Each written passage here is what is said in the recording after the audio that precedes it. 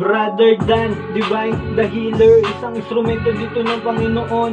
Kahit na anong sakit, huwag magatubili na lumapit. Kayang-kaya ka pagalingin, mas mabisa ang gamutan. Mabilis lang gagaling kapag malakas ang pananampalataya. Iyong paniniwala sa Diyos, oo yan ang ating unang isa puso. Walang imposible pag sa Kanya nagtiwala.